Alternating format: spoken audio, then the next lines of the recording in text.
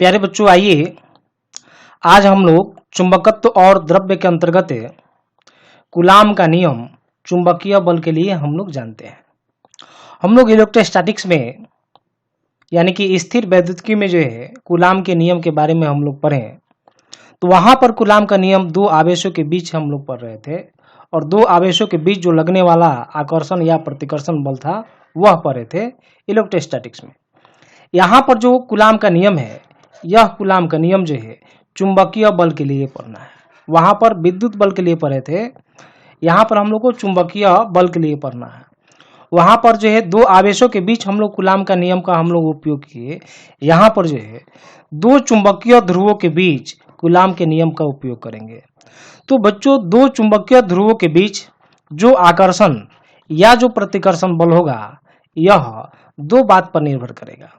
इन दोनों बातों से पहले हम लोग यह जान लेते हैं कि दोनों चुंबकीय ध्रुवों की जो ध्रुव प्रबलता है, दोनों चुंबकीय ध्रुवों की जो ध्रुव प्रबलता है वह मान लेते हैं क्रमशः M1 और M2 है, और इन दोनों ध्रुवों के बीच की दूरी जो है R है। जैसा कि हम लोग चित्र में यहाँ पर दिखाए हुए हैं, एक ध्रुव की ध्रुव प्रबलता M1 है और दूसरे की M2 है, और दोनों ध्रुवों के बीच की दूरी R है। तब जो है यह आकर्षण या प्रतिकर्षण बल का मान जो निम्न दो बातों पर निर्भर करेगा, उसमें से पहली बात देखिए यह है। तो हम लोग यहाँ लिखे हैं आकर्षण, आकर्षण या प्रतिकर्षण। तो आकर्षण या प्रतिकर्षण का मतलब क्या होगा? जैसे मान लेते हैं कि यह ध्रुव हम लोग का नॉर्थ पोल है और एक दूसरा ध्रुव जो है हम लोग का साउथ पोल है, तो दोनों के बीच क्या लगेगा? आकर्षण लगेगा। यहाँ लगेगा आकर्षण। और जब दोनों ध्रुव सजातीय होंगे, यानी कि एस या एन हो जाएगा हम लोग का दोनों ध्रुव ना, उत्तरी ध्रुव, दक्षिणी ध्रुव होगा, तब यहाँ लगेगा प्रतिकर्षण, और विजातीय ध्रुव होगा तो आकर्षण।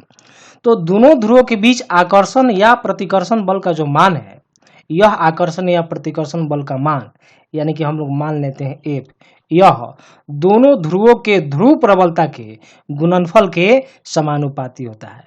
तो हम लोग लिख सकते हैं F समानुपाती M1 M2, इसको मान लेते हैं समीकरण 1। दूसरा हम लोग स्टेटमेंट लिखे हैं कि यह आकर्षण या प्रतिकर्षण बल का मान जो है दोनों ध्रुवों के बीच की दूरी के वर्ग का व्युत्क्रमानुपाती होता है। तो बल हम लोग मान लेते हैं F, और बीच की दूरी है R, तो इसका वर्ग निकालेंगे तो यानी कि R² हो जाएगा। अब व्युत्क्रमानुपाती का मतलब हो गया 1/R²। तो इस तरह से F अब व्युत्क्रमानुपाती हो जाएगा R²। ये हो जाएगा समीकरण 2। तो समीकरण 1 और 2 से हम लोग लिख सकते हैं यहाँ पर समीकरण 1 और समीकरण 2 से। तो समीकरण 1 हम लोग को मिला था F समानुपाती M1 M2 नहीं, और दूसरा मिला था 1/R²। ये था 1 और यह था 2।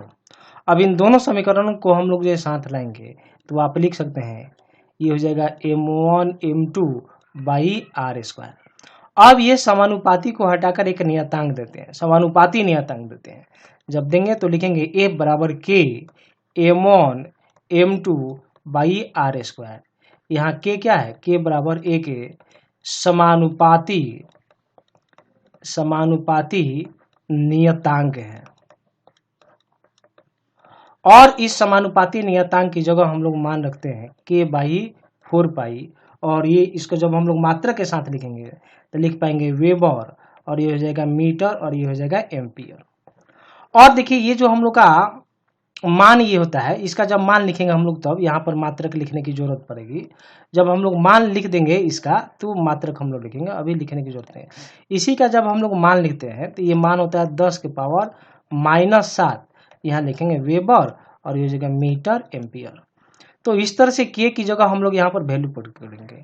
जब आप रखेंगे आप मान, तो F बराबर लिख सकते हैं ये μ0/4π के की जगह, तो लिख पाएंगे μ0/4π, और ये हो जाएगा M1 M2/R²।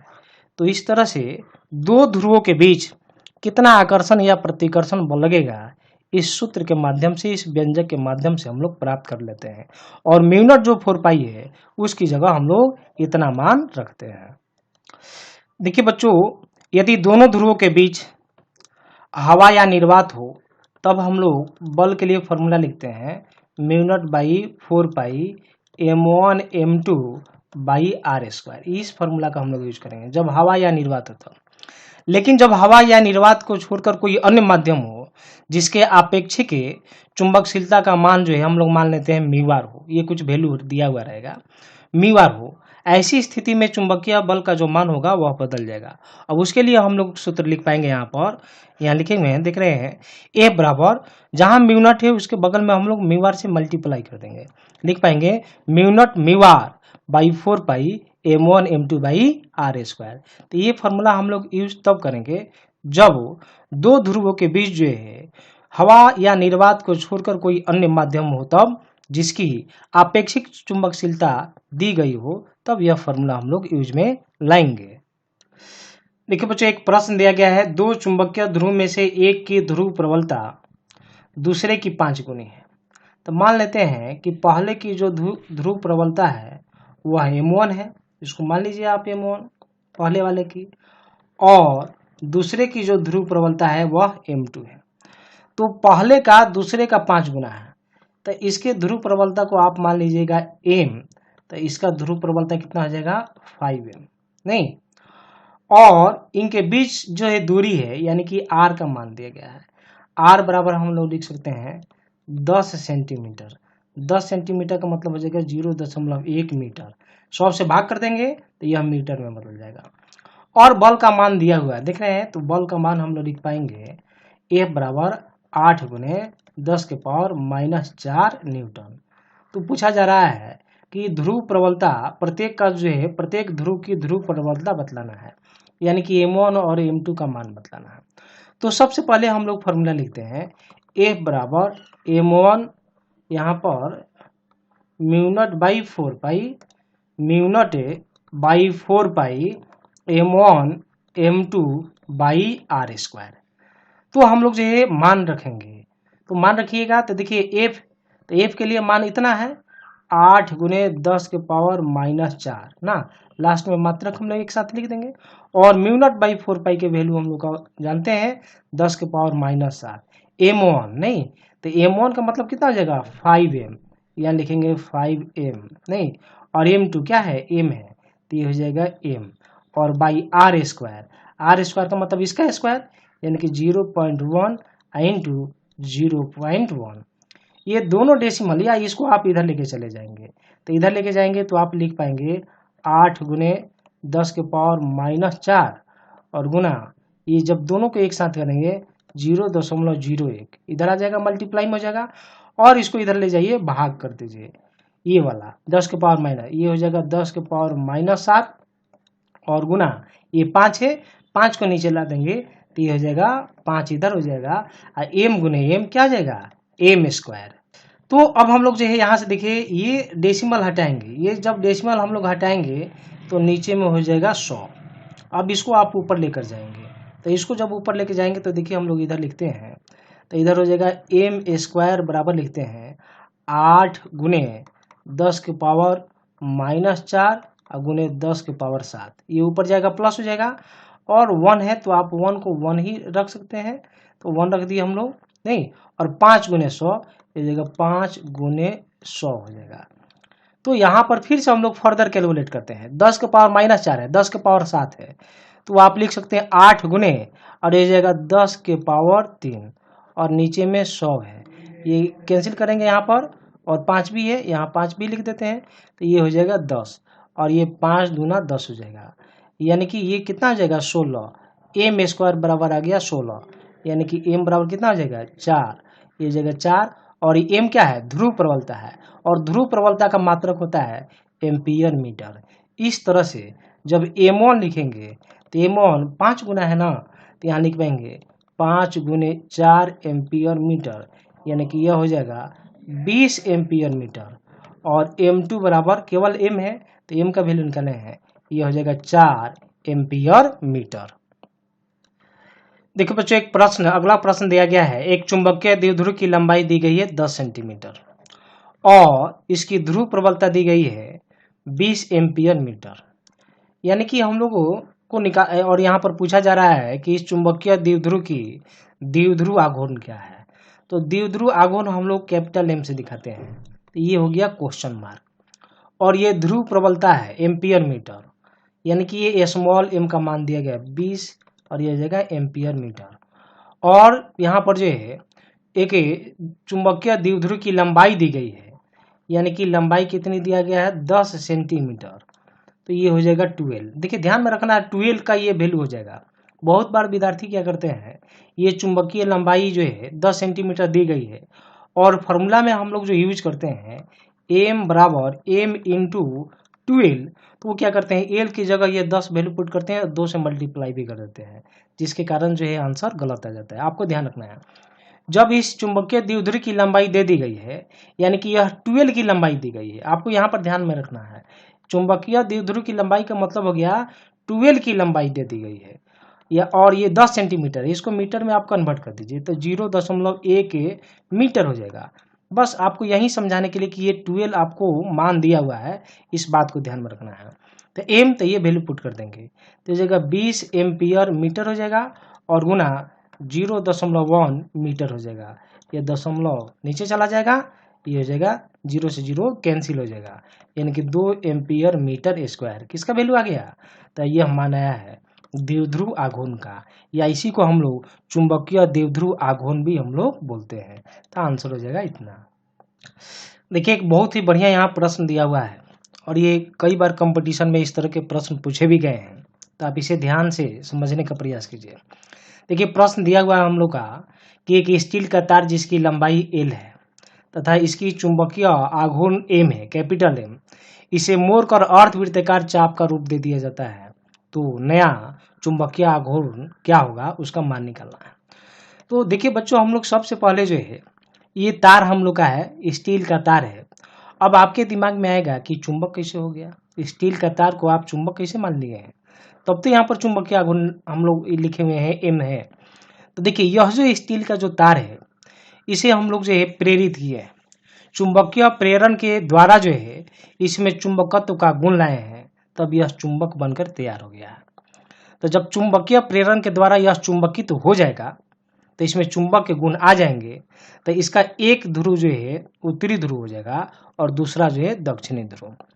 अब यहाँ पर दोनों ध्रुवों के बीच की दूरी दी गई है L दिया गया है और मान लेते हैं जो ध्रुव प्रबलता है M है, इसका भी और इसका भी M। सेम चुंबक में एक ही चुंबक में जो है ध्रुव प्रबलता परिमाण में समान होता है, तो इसका भी M हो जाएगा और इसका भी M हो जाएगा। अब ये जब तार सीधा रहेगा ऐसी स्थिति में चुंबकीय आघूर्ण हम लोग निकालेंगे तो हम लोग लिख सकते हैं, यहाँ लिख सकते हैं स्टेप 1, पहले स्टेप में काम करते हैं, इसके लिए हम लोग काम करते हैं। तो चुंबकीय आघूर्ण लिखेंगे M इंटू L। अब 12 लिखने की जरूरत नहीं है, सेंटर से डिवाइड चूंकि करते थे तो L और L करते थे। अब यहाँ से यहाँ लंबाई चूंकि L दी गई है यहाँ पर, इसलिए दोनों ध्रुवों में से एक ध्रुव की ध्रुव प्रबलता और दोनों ध्रुवों के बीच की दूरी का गुणनफल करते हैं तो चुंबकीय आघूर्ण प्राप्त हो जाता है। इस तरह से M बराबर हो जाएगा M इंटू L। अब हम लोग जो स्मॉल m है, जिसे हम लोग जो है स्मॉल m का मतलब यह हो गया ध्रुव प्रबलता, तो स्मॉल m यहाँ पर लिखेंगे तो ये जगह कैपिटल M बाई L। अब देखिए दूसरे स्टेप में काम करें, हम लोग तो इसका काम कर दिए, अब यहाँ लिखते हैं स्टेप सेकेंड।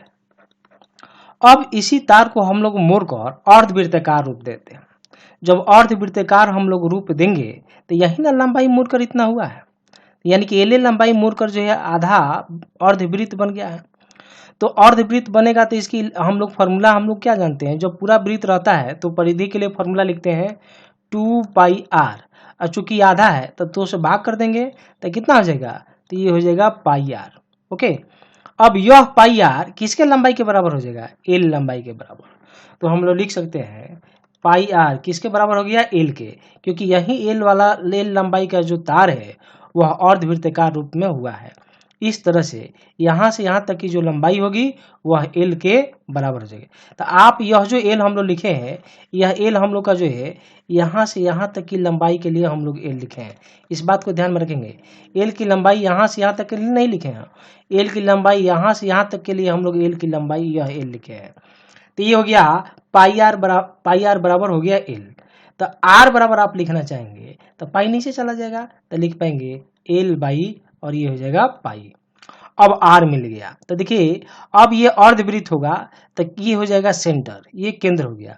अब यहाँ से यहाँ बीच का दूरी हो जाएगा आर और यहाँ से यहाँ का बीच का दूरी हो जाएगा आर। ओके, तो यह आर और यह आर यानी कि 2r हो जाएगा। दोनों ध्रुवों के बीच की दूरी अब कितनी हो जाएगी 2r। नहीं तो हम लोग फिर से फॉर्मूला लिखते हैं। अब लिखेंगे अब नया चुंबकीय आघूर्ण। तो नया चुंबकीय आघूर्ण जब लिखेंगे तो हम लोग मान लेते हैं एम डैश। तो एम डैश तो इसकी देखिए यहाँ पर हम लोग जो ध्रुव प्रबलता है, ध्रुव प्रबलता यहाँ पर हम लोग लिखे हुए हैं। तो हम लोग फॉर्मूला के रूप में लिखेंगे तो चुंबक ये देखिए ध्रुव प्रबलता एम स्मॉल एम और गुना दोनों ध्रुवों के बीच की दूरी 2r हो जाएगी। तो यहाँ लिखेंगे 2r। तो एम की जगह यह मान रख दीजिए आप, तो रख देंगे हम लोग जो एम बाई एल और गुना 2 हो जाएगा और आर कितना हो जाएगा एल बाई पाई, तो ये हो जाएगा एल बाई पाई हो जाएगा। अब देखिए एल से एल हमारा क्या हो जाएगा कैंसिल हो जाएगा, तो एल से एल हम लोग कैंसिल कर देंगे तो ये मिलेगा 2m बाई पाई हो जाएगा। तो ये हम लोग का नया चुंबकीय आघूर्ण प्राप्त हो गया। आइए बच्चों एक और यहाँ प्रश्न को हम लोग जो है सॉल्व करते हैं। और क्वेश्चन देखिए दिया हुआ है, दो पतली दंड चुंबक या इसे हम लोग छड़ चुंबक भी बोलते हैं, जिनमें से प्रत्येक की ध्रुव प्रबलता यानी कि ध्रुव प्रबलता को यहाँ लिख दिया जाए m1 बराबर 25 एम्पियर मीटर और m2 बराबर हो जाएगा 48 एम्पियर मीटर और इसकी लंबाइयाँ दी गई है, यानी कि L1 बराबर दिया गया है 0.20 मीटर और L2 बराबर ये चुंबकीय लंबाइयाँ है और ये हो जाएगा 0.25 मीटर। देख रहे हैं यहाँ दिया हुआ है और दोनों चुंबक एक दूसरे के लंबवत रखा गया है।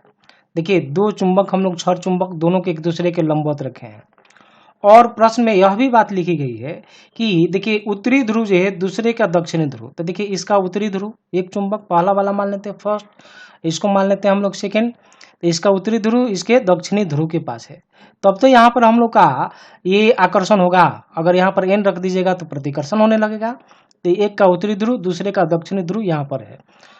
तब जो है इन दोनों को मिलाकर जो निकाय बनेगा उस निकाय का चुंबकीय आघूर्ण क्या होगा, यानी कि इसके लिए हम लोग चुंबकीय आघूर्ण मान लेते हैं m1 होता है और इसका चुंबकीय आघूर्ण हम लोग मान लेते हैं m2 होता है। तो इन दोनों का यानी कि m1 और m2 को मिलाकर जो परिणामी चुंबकीय आघूर्ण होगा वह निकालना है, यानी कि m बराबर क्वेश्चन मार्क। और m क्या है हम लोग का, m हम लोग लिख सकते हैं परिणामी चुंबकीय आघूर्ण, ये हो जाएगा परिणामी चुंबकीय आघूर्ण। तो सबसे पहले आप m1 निकालिए, तो m1 बराबर हो जाएगा कैपिटल M1 बराबर हो जाएगा m1 गुने L1, स्मॉल ये m1 है, स्मॉल m का मतलब हो गया ध्रुव प्रबलता और ये चुंबक की लंबाई है। तो देखिए आप ये मान दिया हुआ है 25 एम्पियर मीटर, 25 एम्पियर मीटर और गुना लंबाई है 0.20 और ये हो जाएगा मीटर। तो यहाँ से हम लोग दशमलव हटाएंगे, ये दशमलव हटेगा तो ये हो जाएगा 100 और ये हो जाएगा 20 पचे 100 और ये 5 पचे 25 हो जाएगा, यानी कि यह हो गया 5 एम्पियर मीटर स्क्वायर, मीटर गुने मीटर, मीटर स्क्वायर। उसी तरह से m2 निकालते हैं, कैपिटल M2, तो ये स्मॉल m2 गुने L2 हो जाएगा और ये ध्रुव प्रबलता 48 है, 48 एम्पियर मीटर और गुना 0.25 मीटर, दशमलव हटाएंगे ये 100 हो जाएगा और ये 25 चौके 100 और ये 12 चौके 48, यानी कि यह आपका आ जाएगा 12 एम्पियर मीटर स्क्वायर। यहाँ पर देखिए बच्चों, यहाँ पर जो चुंबकीय द्विध्रुव आघूर्ण होता है, चुंबकीय द्विध्रुव आघूर्ण की दिशा जो है दक्षिणी ध्रुव से उत्तरी ध्रुव की तरफ होता है, तो इसकी दिशा इधर हो जाएगा और यहाँ पर दिशा हो जाएगा इस तरफ हो जाएगा। इस तरह से यहाँ पर हम लोग लेंगे तो ये हो जाएगा m1, ये क्या हो जाएगा m1 और इधर क्या हो जाएगा, ये हो जाएगा हम लोग का m2।